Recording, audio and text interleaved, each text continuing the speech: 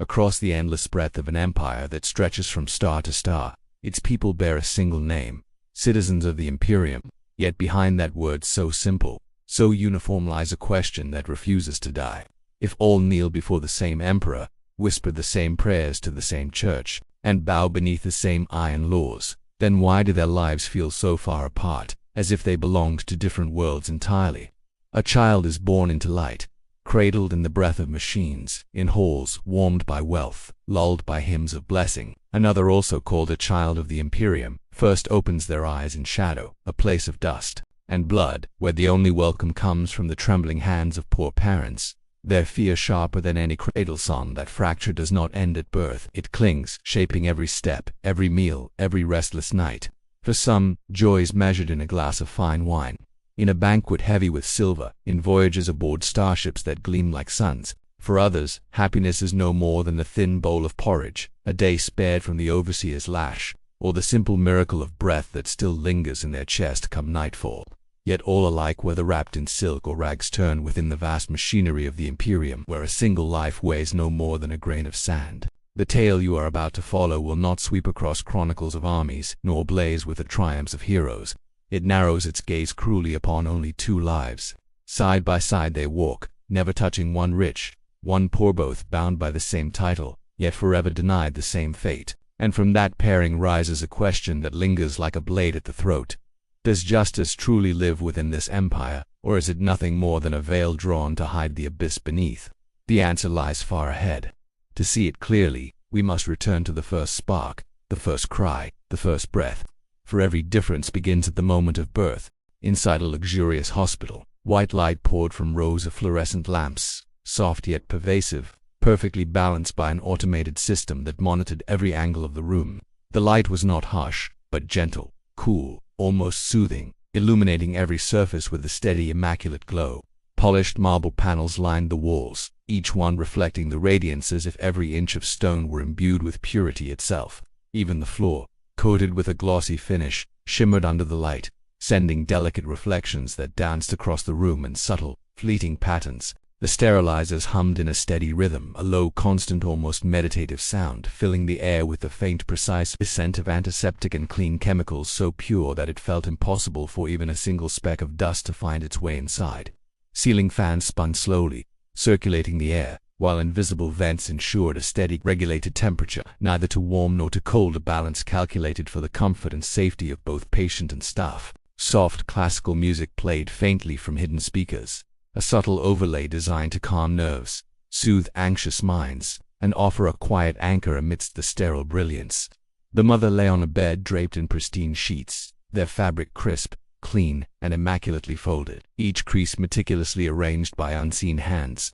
Advanced medical machines surrounded her, their digital displays flickering with vital information in precise rhythmic blips. A scanner hovered above her belly, its thin blue beam sweeping slowly from side to side, streaming every heartbeat, every minor pulse, across a translucent screen that shimmered in gentle hues, capturing each rhythm with scientific accuracy.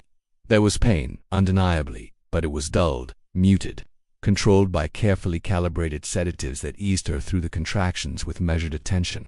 Nurses, dressed in perfectly pressed uniforms and masked with transparent shields, moved with quiet efficiency. Their voices were soft and measured, carrying tones meticulously designed to calm a cadence almost musical, each word pitched like notes of a lullaby, each phrase deliberate and precise. The mother's fingers trembled slightly as they clutched the sheets, her knuckles white, yet her eyes reflected trust, a fragile surrender to the elaborate process orchestrated around her, to the invisible care threading the room. When the infant finally cried, a sudden, pure sound, sharp and unmistakable, it seemed to cut through the sterile calm, a note bursting into existence. The room itself seemed to respond, as though the walls, the polished floor, the air itself celebrated the new life.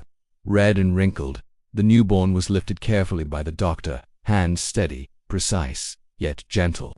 The child was wrapped in soft cloth, faintly scented with sterilization, the smooth fabric pressing lightly against the delicate skin, protecting it from the chill. Instantly the infant was placed into an automated incubator where temperature, oxygen levels, humidity, and light were all calibrated to perfection, every parameter finely tuned to offer optimal comfort and safety. The father, adorned in a long robe embroidered with intricate silver thread, that caught the light with every movement, stood beside them, pride shining unmistakably in his eyes. He grasped his wife's hand with careful strength, pressing a reverent kiss to her forehead, a gesture brimming with love, devotion, and unspoken reverence. Their joy was profound. Transcending the mere gift of a child, it was the visible continuation of lineage, status, influence, and a future deliberately curated to reflect both privilege and expectation. That very day, a steward had already carried the news to the wider family, moving with efficiency honed over generations. Within hours, guests arrived at the mansion, filling its ornate halls with laughter, conversation, and the rich aroma of food. Red wine sparkled in crystal glasses, catching the light and scattering tiny rainbows across silver trays laden with delicacies. Roasted meats glistening with juices, glazed pastries reflecting the warm glow of chandeliers, fruits polished to perfection until their surfaces seemed almost unreal. Adults exchanged blessings, voices rich, deliberate, and layered with meaning, while the infant, unaware of grandeur, became the silent center of attention, the pivot around which every gaze turned. Plans for the future were whispered with confident certainty, which schools, whose patronage, what inheritance would await. Laughter echoed through the halls, interspersed with the clinking of cutlery and murmurs of approval. Happiness spread like liquid light, filling every corner, every polished surface, suffusing the ornate chambers with warmth. In every gaze, the child shone like a polished jewel, delicate yet radiant, promising brilliance and prominence yet to come. At that very same moment, far from luminous opulence, another cry echoed, raw, fragile, and desperate in the cramped cellar of a slum. No comforting light glowed here, only the flicker of a single oil lamp casting uneven shadows that danced across cracked, damp walls. Water dripped incessantly from the ceiling, forming tiny pools on the cold, uneven floor, mingling with the pervasive stench of mold, refuse, and faint metallic traces of blood. The air was thick, heavy, suffused with the oppressive mixture of smoke, damp wood, and the smell of unwashed bodies, so dense it could almost be tasted on the tongue. The poor mother lay upon rags spread across the floor, her frail body trembling violently. Agony tore through her with every contraction, sharp, relentless, unyielding. There was no anesthetic, no machines to monitor her vital signs, no professional staff to soothe or guide her. Only an old midwife, a neighbor whose hands were worn and trembling from decades of labor, was present. She whispered hurried encouragements, her voice a threadbare comfort as she guided the child into the world. When the infant emerged, blood spattered across the rags and walls, and the sound of its weak cry merged with the groans of the mother. With no soft blanket to protect it, the newborn was wrapped hastily in a rough rag faintly smelling of kerosene, then placed into a crude wooden crate lined with dry, coarse straw, an incubator born of necessity, not care. The father, his clothes stained with coal dust and the sweat of manual labor, stood pressed into a corner, a mixture of joy, fear, and resignation flickering across his worn face. Pride and terror warred within him. Joy at the arrival of life, dread at the burden it represented. Every breath of the infant reminded him of the dangers, the scarcity, and the precariousness surrounding them. No guests arrived to offer blessings. Only a few neighbors peered from the doorway, faces shadowed and drawn, sighing softly, muttering words tinged with resignation. Another one, more suffering ahead. Here, happiness was muted, fragile, and swallowed quickly by the harsh realities of existence. No incubator monitored the infant. No regulated oxygen or soft light offered protection. The baby wheezed, skin pale, fragile beneath the flickering lamp. Each small cry seemed amplified in the damp, heavy air, a silent plea against a world stacked against survival. The mother, drenched in sweat and exhaustion, touched her child with trembling hands, whispering fervent prayers into the dim space, hoping against hope that the fragile body might endure the night. The midwife, wiping her hands on a worn apron, murmured instructions and encouragement, her own face etched with years of struggle and care. Every motion, every heartbeat in that cellar carried weight far beyond its measure, a life balanced precariously on the edge of chance. One child was immediately entered into the family registry, its medical records meticulously preserved, its name spoken aloud with pride and ceremony. The other had only a slip of paper, sometimes smudged, sometimes forgotten altogether, remembered solely by the parents who bore the weight of its survival silently. One life was guarded, celebrated by laws, systems, and social networks. The other existed almost invisibly, watched over only by love, strained by poverty and circumstance. Both cries marked the start of life, yet their echoes could not have been more different. One rang triumphant, reverberating across clean, shining halls and polished marble. The other was a faint echo swallowed by darkness, by the oppressive weight of circumstance and scarcity. One was bathed in light, the other enveloped in shadow. One looked toward a future of radiant possibilities. The other clutched desperately at the slim hope of surviving the next day. From that moment, their paths diverged sharply. Brilliant light carried one child into the arms of wealth, education, influence, and comfort. Heavy darkness bound the other into hardship, where every breath was a gamble, every meal uncertain, and every day a test of endurance.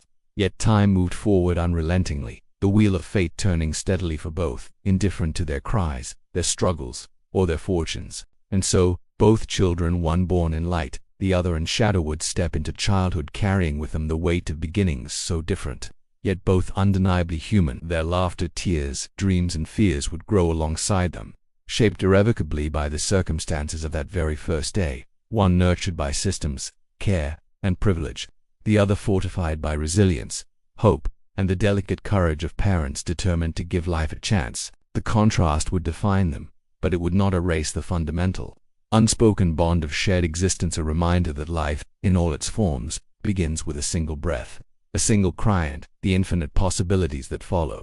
The earliest years of the child born into light were filled with gentle sounds, warmth, and constant illumination. Darkness never touched the room. By day, sunlight filtered softly through tall glass walls and sheer curtains, scattering in ribbons that danced across polished floors. By night, hundreds of small lamps glowed warmly, like countless tiny candles, chasing away every shadow and creating a cocoon of safety. Long before learning to walk, the child would stretch out tiny hands toward the shifting beams on the wall, giggling as they danced with the movement of air. Every sound, every rustle of silk or page, every glimmer of light became a source of fascination, an endless invitation to explore. Meals were never simple. From the moment the child could chew, each bite was an adventure of taste.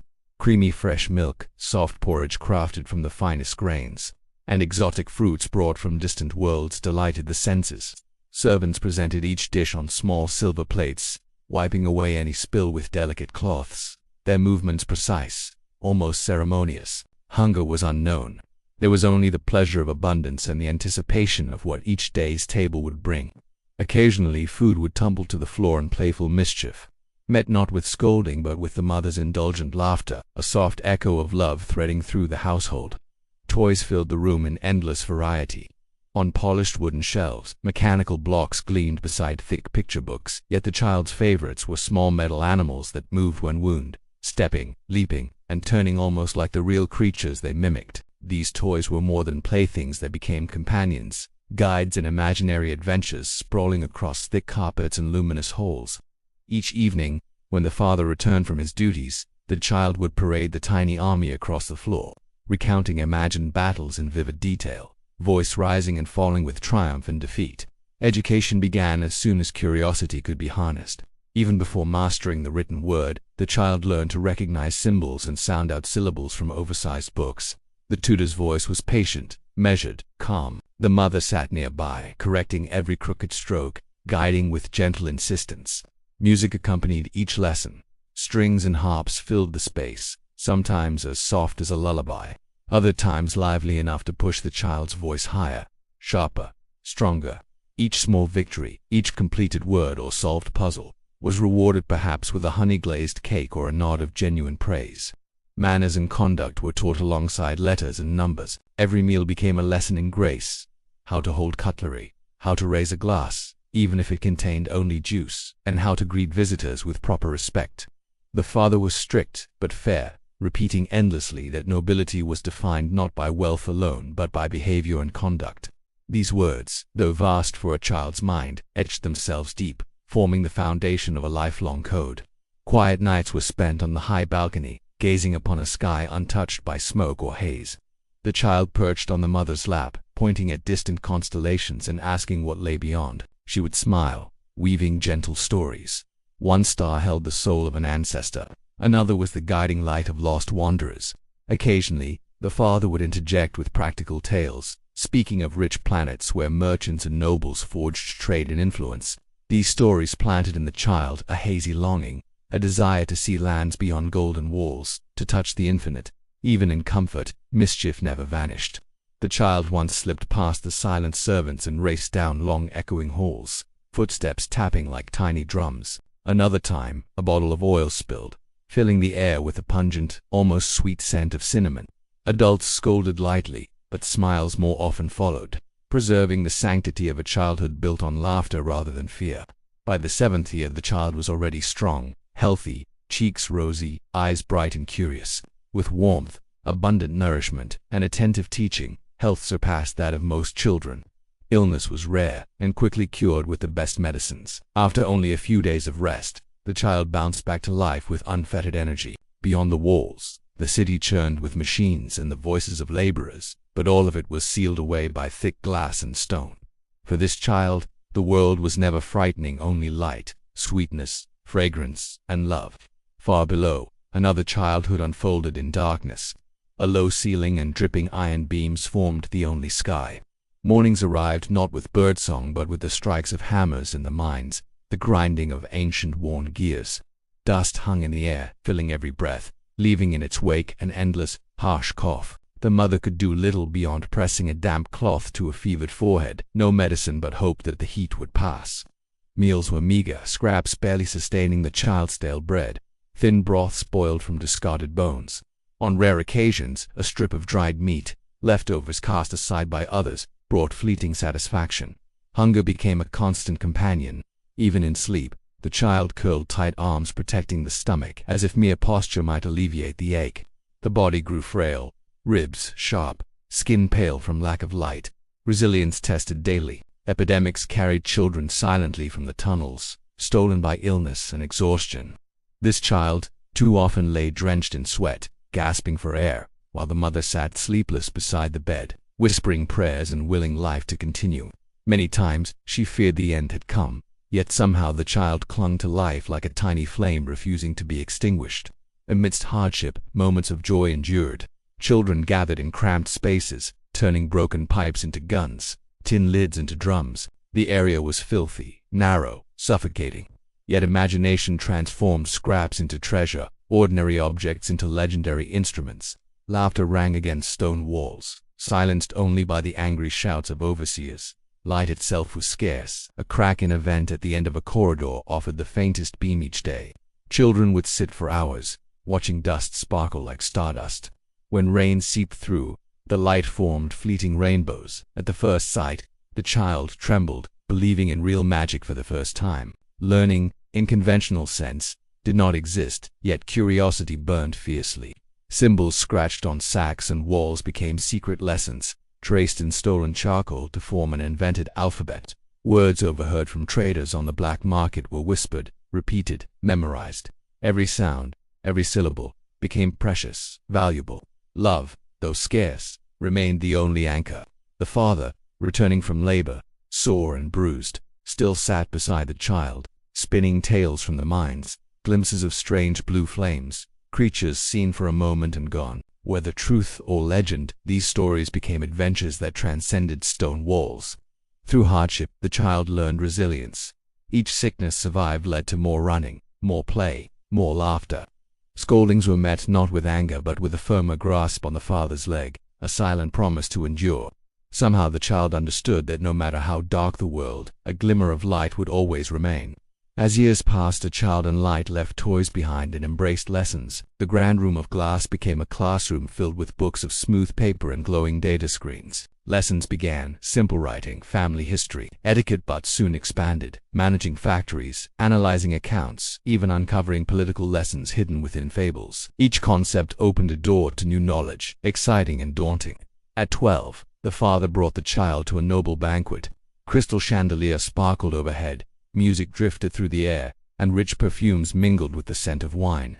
The child observed silently, realizing that the world stretched far beyond any book, that every action mattered. Fear and excitement coexisted, planting the thought that one day it would be their turn to sit at the table and command thousands. Expectations weighed heavier than glittering lights. Smiles had to appear at precise moments. Bows must be measured. Weariness never shown. Rebukes became lessons in composure and restraint.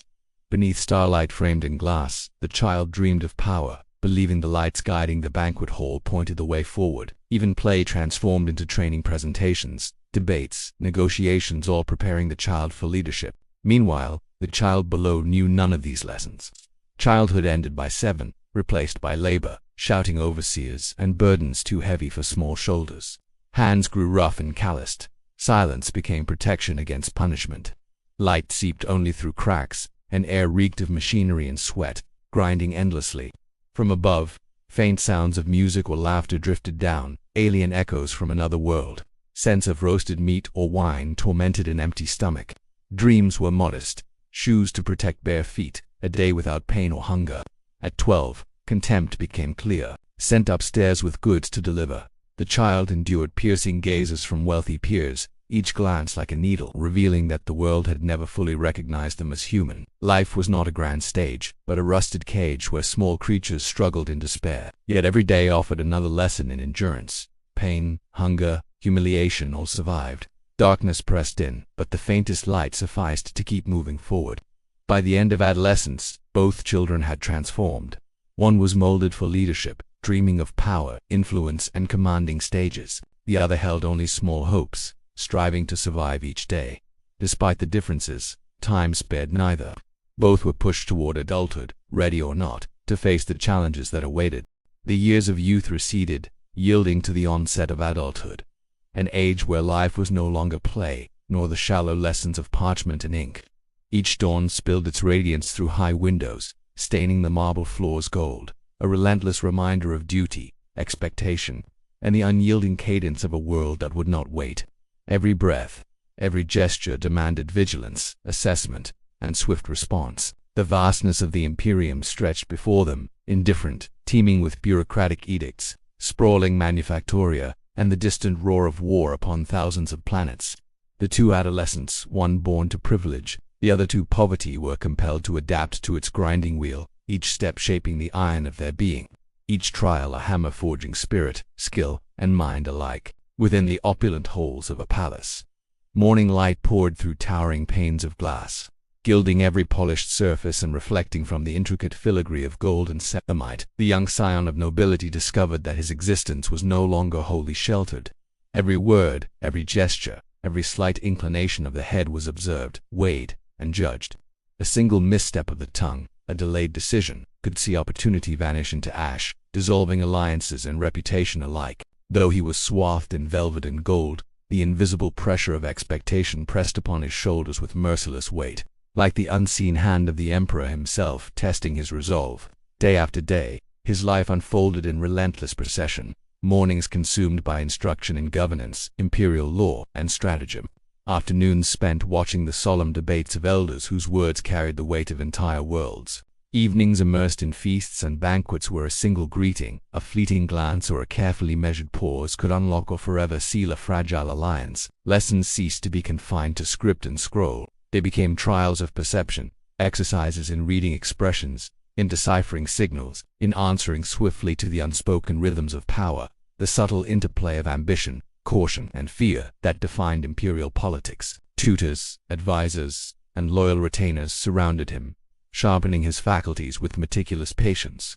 He learned to command men, to ration resources across distant estates, to oversee labor in manufactoria producing weapons, armor, and servitors, to weave complex plans and respond to sudden crises. Mental strain, the ever-looming dread of failure, and the merciless weight of expectation walked hand in hand with opportunity, forging within him steadiness of mind, endurance of spirit, and the cold clarity of a strategist capable of wielding influence like a finely balanced weapon. Journeys across imperial sectors, councils within marble chambers, feasts in glittering halls, and social assemblies among lords and guildmasters became his proving grounds. Every word uttered in the arena of power was a lesson etched deep into him. He came to grasp the potency of rhetoric, the gravity of strategy, and the fragile mask of reputation. When he gazed beyond the golden city roofs through his window, he did not merely see light upon stone.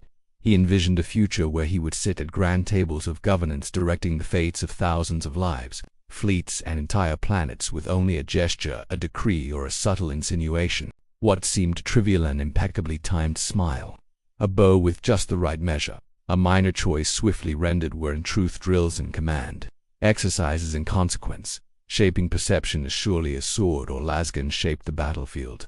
Before venerable elders, he learned to listen, to pass words sharpened like blades, and to strike back with precision. He discerned that power was not merely in wealth nor in the hollow trappings of fame, but in the ability to sway others and to endure, unbroken, beneath the crushing weight of unseen pressure. His mind, his tongue, his presence were honed by these relentless trials. He mastered the art of maintaining image, of constructing prestige, of seizing every fragment of chance to elevate his standing. Each failure was dissected, each misstep catalogued and reforged into armor for the future. Thus unfolded his passage into maturity, a crucible where privilege and pressure fused into a weapon of influence, destined for trials far beyond gilded walls, where even the faintest hesitation could resonate across sectors of the Imperium. Elsewhere, another youth staggered into adulthood amid harsher realms.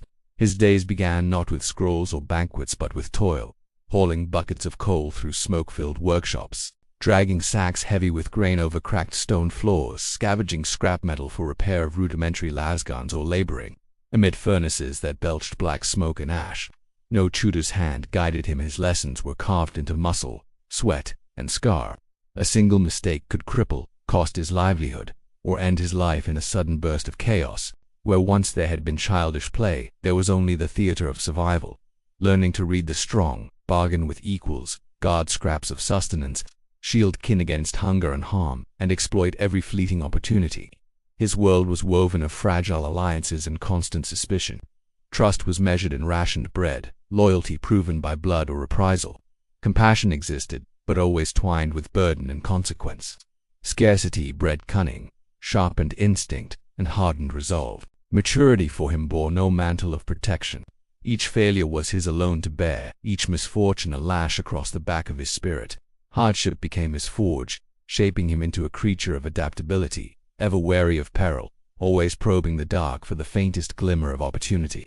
Day upon day, he learned to discern foe from ally, to weigh every step, to unravel each encounter in the space of a heartbeat. His survival intelligence grew keen through conflict, through defending himself, through parceling meager resources without yielding, through wrenching advantage from barren ground and broken cities. Every decision bore directly upon survival. The world gave no mercy, and so he learned none. His life was threaded with peril. A single slip could mean broken bone or lost labor. A single error in food division could spark lethal strife. Maturity came as relentless pressure, an ever-present shadow of dread, and the demand to remain vigilant at all times. He was tempered by watchfulness, forced into swift judgment, and carved into resilience by ceaseless want, exposure to violence, and the harsh, unyielding logic of survival. One was shaped in velvet halls, learning to bend power to his will. The other was hammered in grime and darkness, clawing simply to endure. Yet both shared a truth. There was no path back. Whether in palace or pit, each was compelled to adapt, to transform, to step forward into a world that devoured the stagnant. The noble scion forged talents of command, governance, and influence. The pauper's air-sharpened instincts of survival, decision, and unyielding vigilance. Every act, every breath sculpted their souls, granting each a unique armor against the abyss to come. For both pressures, conflicts, and dangers ceased to be lessons or mere work. They became true trials, demanding skill, wisdom, and unbreakable will. And all that had been learned, the mastery of influence, the scars of experience, the sharpened senses and indomitable endurance, would be summoned forth, as fate unveiled its cruelest tests, to determine the course of their remaining days, where the stakes were nothing less than life, death, and the unyielding judgment of the Imperium. As adulthood began to stir, the outside universe revealed a ruthlessness the children had never truly known. Across planets, battlefronts, and shattered cities, war erupted in waves of fire, steel, and chaos, throwing the two adolescents, now young adults, into trials that tested them beyond imagination. Each confronted the universe as cruelty in a distinct way. One moved amid gilded halls and ceremonial pomp where war was a matter of strategy, influence, and intellect. The other waded through mudblood and the relentless roar of weaponry where survival itself was a daily struggle and hesitation meant death. In the grand palace, sunlight pierced the towering stained-glass windows, scattering shards of gold, crimson, and emerald across polished marble floors and immaculate white walls, adorned with tapestries depicting ancient conquests and the glory of the emperor. The young noble stood before a vast, illuminated map table. tracing meticulously plotted dots that represented armies, fleets of void ships, and fortified bastions, thousands of lives catalogued on parchment and hololithic screens, yet never directly touched by his hands. For him, war existed in the form of intelligence reports, intercepted communiques, and strategically crafted directives. The cries of the wounded, the smell of scorched terrain, and the thunder of artillery reached him only filtered through advisors, hololithic intelligence feeds, and strategic reports. Each day demanded razor-sharp acuity. Morning strategy councils dissected enemy troop movements and orbital bombardments. Midday war simulations tested tactical reasoning with mechanized units and sentinel fleets. And evenings dissolved into ceremonial banquets, diplomatic receptions, and council deliberations where the slightest shift in tone or gesture could sway allegiance or provoke subtle intrigues. Every suggestion, remark, or measured pause was analyzed, archived, and weighed for consequence. One misstep could unravel months of planning, topple alliances, or erode personal prestige. Beneath the glittering crystal chandeliers, the young noble honed his perception, reading micro-expressions, detecting subtext in speech, and making rapid, consequential decisions that could echo across continents and star systems. Education transcended books. Every task became practical lessons in governance, resource allocation, management of servitors and soldiers, distribution of rations across planets, and supervision of manufactoria producing weapons, armor, and war machines. Simulated crises sharpened intellect, foresight, and understanding of human nature. From the palace windows, smoke spiraled from distant battlefields, columns of ash, fire, and the metallic scent of blood, a constant reminder of the stakes beyond protective walls. Pressure was invisible but suffocating. Each word, glance, or gesture could define reputation, influence, and survival. The adolescent learned to smile at the exact moment, bow with precise formality, speak with measured cadence, and conceal fatigue or doubt. Sleep became strategy sessions, plotting contingencies, weighing potential outcomes, anticipating betrayals. Even protected by privilege, he felt the oppressive weight of consequence with every minor decision. Banquets, diplomatic tours, and ceremonial events became arenas of practice. Here the young noble mastered manipulation, anticipation, and authority reinforcement. He understood that power lay not merely in wealth or title, but in perception, anticipation, and meticulous maintenance of image. Each minor triumph elevated expectations. Each miscalculation offered lessons in patience, cunning, and restraint. Over time, he became poised and steady, capable of navigating the most subtle pressures, yet accustomed to a world where outright failure was rare but could devastate everything. Below, the other adolescent faced the raw brutality of war. Mud, fire, and the metallic Thames of blood became inseparable from the air he breathed. Conscripted into the PDF or local guard, he was cast into the crucible without protection or guidance. Every step could be fatal. Every decision, immediate. Childhood skills were applied under harsh scrutiny. Mornings began with inspection of lasguns, chainswords, and rudimentary body armor. Gear was prepared and checked. Reconnaissance missions exposed him to snipers, ambushes, and artillery barrages. Smoke and fire, punctuated by the detonation of grenades and bolters, became his constant companions. He learned to duck behind ruins, shield comrades from lost fire, improvise tactics, and react in instant life-or-death decisions. Each engagement left lessons in survival, courage, and the unvarnished cruelty of men. Mistakes had immediate and irreversible consequences. A slip could maim a comrade or himself. Observation, analysis, and swift execution became essential. Failures bore scars, both visible and invisible. Successes offered brief reprieve. Gradually, the small, battered youth developed instinctive reflexes, a resilient mind, and an uncanny ability to respond to danger. Life on the front lines imparted bitter lessons about humanity. Trust was fragile, betrayal always possible. Courage demanded constant renewal. Comrades could save or doom him. Each decision directly affected survival, well-being, and the thin line between life and death. Maturity was measured not by rank or status, but by adaptability, endurance, and the ability to act decisively under relentless pressure. Day after day, he coordinated small units, negotiated with comrades, allocated scarce ammunition and rations, and faced enemies superior in strength, firepower, or numbers. Childhood games had transformed into life-or-death lessons. Observation, calculation, instinct, and mastery over fear. With no tutors or advisors, failures were endured alone, yet each trial forged a mind both flexible and vigilant. capable of confronting unpredictability with courage and precision. Two parallel worlds unfolded, one where war was an intellectual battlefield of strategy, alliances, and influence. The other where war was immediate, raw, and brutal. The young noble honed leadership, foresight, and tactical acumen. The poor adolescent sharpened survival instincts, reflexes, and adaptability. Two rhythms of life, yet both shared the immutable truth: there was no turning back. Every experience carved resilience, skill, and understanding into each. The noble encountered war through data, observation, and calculated engagement.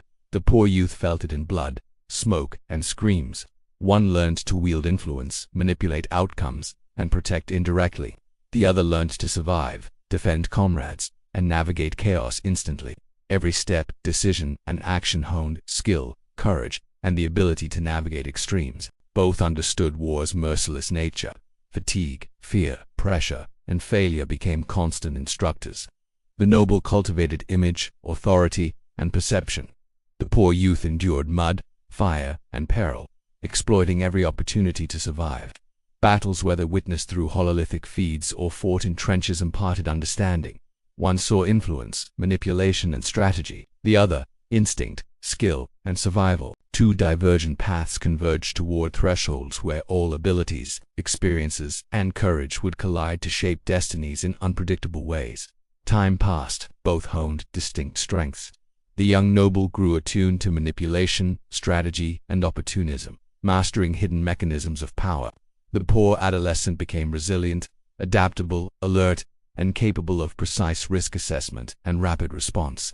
Two worlds apart, yet united by one certainty: idleness was impossible. Each day brought new pressures, new trials, and lessons. Every action refined knowledge, fortitude, and survival aptitude. War did not merely shape the present, it etched itself into the future, preparing both for final confrontations, where the sum of every experience, skill, and learned instinct would converge to determine fate itself. Time passed, and every battle, every pressure, every experience had fused into skill, resilience, and hard-won wisdom. The noble child who had walked through velvet halls and the poor youth who had crawled through mud and mire now stood at the final threshold of life, each tempered by years of discipline, struggle, and the relentless demands of the Imperium. The truth was unavoidable. Power, wealth, poverty, or privilege could shield no one from the final reckoning, and every lesson learned, every strategy mastered, every reflex honed or polished gesture would meet the ultimate test. In the palace, morning light streamed through towering windows, gilding marble floors and tapestries, illuminating every corner of grandeur. The young noble, now a man, bore the weight of influence and reputation, where every word, gesture, and pause could ripple across hundreds of lives. Servants, advisors, and peers alike measured him constantly. But with power came peril. Political intrigue threaded through corridors. Alliances were fragile, and unseen foes lurked in shadow. One morning, a sudden report from the Inquisition arrived. A family member was suspected of betrayal. Though his hand was not implicated, his name and standing made him a target. Every skill he had, honed observation, deduction, analysis, was demanded in full. No longer could maps and simulations suffice. This was life itself, where a single misstep could end it all. For days, he moved like a careful predator through the palace, consulting advisors, parsing intelligence, weighing contingencies. Power could predict, guide, and manage risk, but it could not shield him from fate. Every step, every interaction, every carefully measured expression was a calculation. Yet despite preparation, fate proved relentless. One early morning, as he entered the council chamber, the doors locked. The world contracted into a cold inevitability, and the nobleman felt the crushing machinery of the Imperium press upon him. In his final moments, memories flashed, lessons of childhood, glimpses of distant wars from palace windows, the pomp of banquets, the weight of ceremonies, all seeming meaningless. Power, prestige, velvet, and gold offered no protection. He passed quietly, a pawn in a vast impersonal game he had spent a lifetime mastering but could never control. Far from gilded halls, the poor youth faced his own threshold. Years in mud, blood, and ceaseless toil had sharpened his instincts, honed his reflexes, and shaped his intellect for survival. Yet survival itself offered no guarantees. On a final night of battle, he moved with comrades through shadows, the distant glow of forward posts flickering like dying stars. Smoke, the scent of blood, and the shouts of men had long become familiar, but this time the stakes were heavier than ever. Every choice, every step, every second counted. A single misstep could mean obliteration. A fleeting lapse could end life itself. An explosion tore through the battlefield near him, disorienting him. Muscles, reflexes, and the sum of countless trials allowed him to evade some dangers, but not all. Bullets tore flesh, pain flared through his body, and around him comrades fell one by one. Smoke, screams, and the metallic temps of blood filled the air, each heartbeat weighted with consequence. He clung to instinct, recalling lessons learned in underground tunnels, nights of hunger, and the relentless drive never to surrender. Yet even this arsenal of skill and will could not guarantee survival. Exhausted but still aware until the last breath, he glimpsed the cruel truth. Survival did not always favor the strongest, the cleverest, or the most experienced. In these twin deaths, a pattern emerged. 2 worlds, 2 lives, 2 ways of facing existence, yet each ultimately reduced to insignificance before the vast machinery of the Imperium. One moved through halls of velvet, wielding influence and navigating politics. The other moved through mud, violence, and hardship, relying on instinct and reflex. Both had experienced childhood, adolescence, growth, and struggle, yet both confronted the same immutable truth. No amount of power or skill could alter the ultimate end. The nobleman's death bore the weight of politics and intrigue. The poor youth's death carried the raw immediacy of survival, hardship, and endurance. Together they illustrated the cold impartiality of the Imperium. No one could escape its reach, no matter their station, lineage, or fortune. Looking back on their journeys, each recognized the same reality. Birth, privilege, hardship, ceremony, toil, learning, and war were all ways of engaging life. But in the end, the machinery of the Imperium determined the outcome. Happiness, suffering, victory, or defeat all were fragments within an enormous system, where the individual was simultaneously vital in experience, yet infinitesimal in scale. In their final moments, both understood. Life had been a relentless series of lessons and struggles, yet death treated them alike. The difference lay only in how they had lived, perceived, and reacted to a world demanding adaptation, courage, and vigilance at every step. From birth to death, every experience, every trial, every fleeting joy or suffering had been part of the same vast, unfeeling machine. Wealth and poverty, privilege and hardship, velvet and mud, these were merely contrasting ways of enduring, shaping and perceiving life, not altering the fate that awaited. The lessons they had learned, the value of effort, the strength of courage, the skill of adaptation remained, even when the result was unavoidable. The Imperium's gaze was impartial, its judgment inexorable, and its machinery eternal. Both had lived, struggled, and endured, yet both had ultimately become cogs in a system far larger than themselves, where experience mattered for living, but power, skill, and survival counted for nothing in the face of the relentless, indifferent sweep of fate. From the first cry at birth to the final exhale of life, the journeys of the 2 children stood as living testimony to the stark contrasts and brutal inequities of the Imperium. One had been born into velvet and gold, surrounded by comfort and protection, his childhood a tapestry of privileges and lessons in leadership, adolescence spent mastering strategy, and youth immersed in the wielding of power. The other had been born into mud and hardship, each day marked by scarcity, toil, and disease. Adolescence tempered in the harsh crucible of survival, and youth forged amid the fires of war and the relentless struggle to endure. Despite the vast gulf between their lives, these divergent experiences led both to the same immutable conclusion: no one could escape the indifferent machinery of the Imperium. Wealth and poverty shaped perception, colored experience, and framed the way each confronted challenges. The noble youth learned to manipulate, predict, and command from within his gilded cage, training both mind and spirit to navigate the subtle, unrelenting pressures of authority.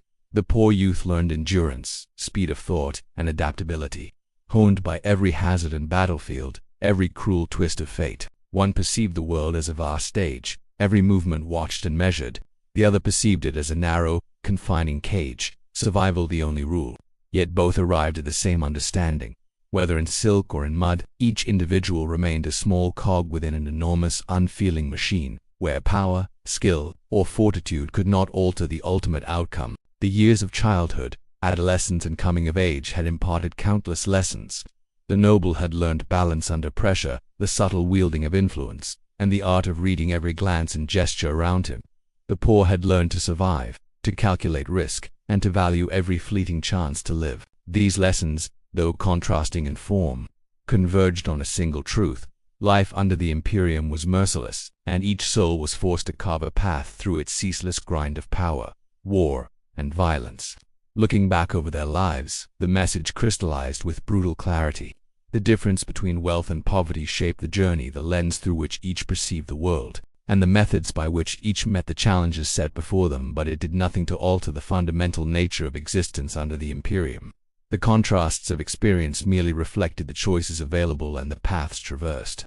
The ultimate force to machinery of governance, war, and societal order moved coldly, crushing every individual regardless of station. Looking forward, the story of these two children offered reflection as much as warning. Every step, every choice, every trial was but a fragment of life, and its true value lay not in altering fate, but in the capacity to adapt, endure, and learn. The Imperium continued its relentless operations, and the lives of those caught within it, whether noble or destitute, skilled or unskilled, were but small, turning gears in an immense and unstoppable mechanism. The individual was never the center, never the master. Each played a part in a system too vast to bend or halt, and yet each had the power to face the trials presented, to learn to fight, and for a fleeting moment to leave a mark before being consumed by the whole. The tale closes, yet its lesson resounds. Power or poverty, happiness or suffering, might shape experience, but they cannot change the final, universal truth of the Imperium. And if the story continues in another telling, it will show other children, other lives running through the same gears, learning, surviving, fighting, and being ground by the same indifferent machiny experience, unique each ending, inevitable yet all bound by the unyielding rhythm of a universe where individuals, no matter how exceptional, remain ever small.